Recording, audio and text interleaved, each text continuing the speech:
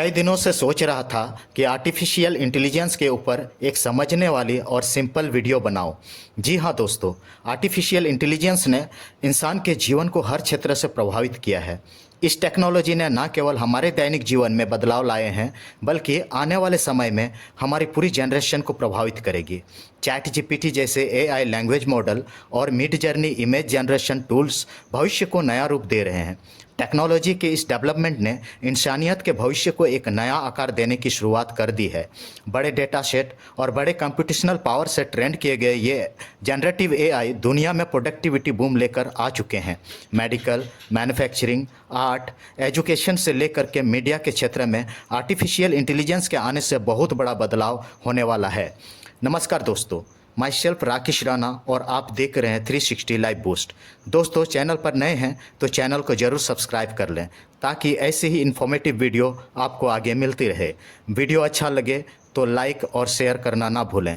अब आइए समझते हैं आर्टिफिशियल इंटेलिजेंस के बारे में।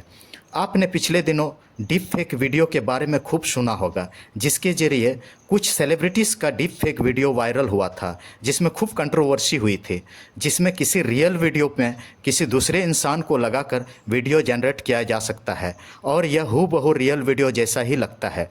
या फिर मिड जर्नी फ़ोटो एडिटिंग को भी आजकल सोशल मीडिया में देखा जा सकता है। आइए बहुत ही सिंपल भाषा में आर्टिफिशियल इंटेलिजेंस को समझने का कोशिश करते हैं।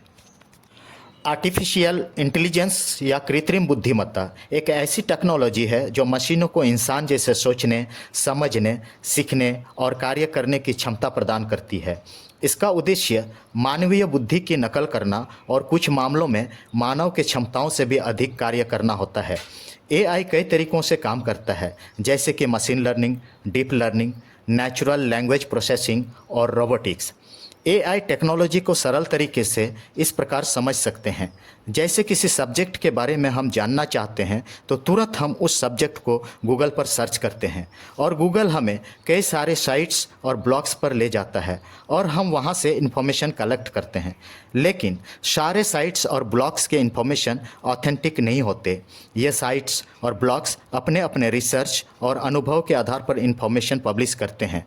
वहीं पर एआई का टूल चैट जीपीटी के माध्यम से इन्फॉर्मेशन लेते हैं तो इंटरनेट पर उपलब्ध जितने भी इन्फॉर्मेशन और डेटा उपलब्ध हैं उनको फिल्टर और सिंप्लीफाई करके ऑथेंटिक इन्फॉर्मेशन हमें विद इन ए सेकंड प्रदान करता है।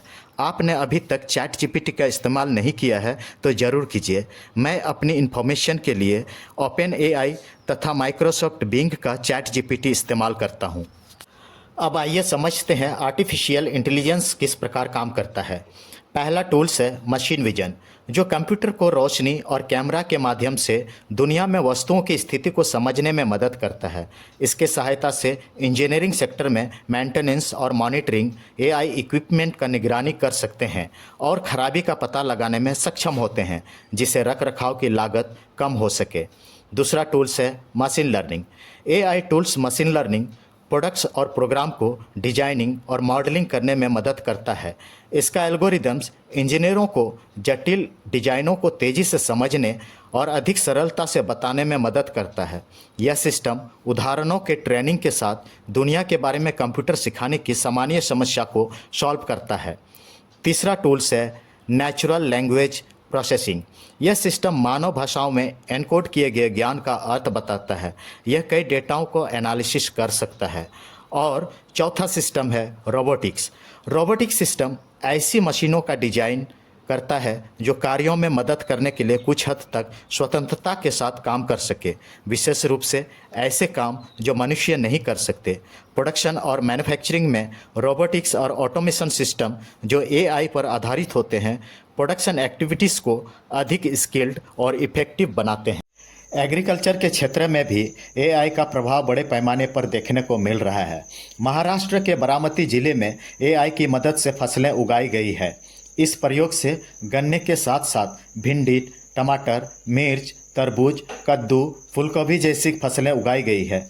एआई की मदद से बनाई गई हर फसल की योजना एआई से ही की जा रही है और फसल प्रबंधन भी एआई की मदद से हो रहा है। इस टेक्नोलॉजी में विभिन्न प्रकार के सेंसर हैं जिनसे फसलों के बारे में जानकारी मिलती है। ये सेंसर मिट्टी में नाइट्रोजन, फास्फोरस, पॉटाश, हवा का तापमान और हवा की गति और हवा की नमी को मापते हैं। इसके साथ साथ वायु रोगों की सूक्ष्म निगरानी के लिए भी सेंसर हैं। यह सिस्टम हर आधे घंटे में जमीन और जमीन के बाहर और हवा में होने वाली घटनाओं की जानकारी सेंसर के जरिए सैटेलाइट को और सैटेलाइट के जरिए AI सॉफ्टवेयर वाले कंप्यूटर को भेजता है। इससे किसानों को पर्याप्त जानकारी प्राप्त होती है, जिससे ये मिट्टी में कितना पानी देना है, कितना उर्वरक देना है, किस प्रकार का उर्वरक देना है और कितना देना है, यह जान सकते हैं।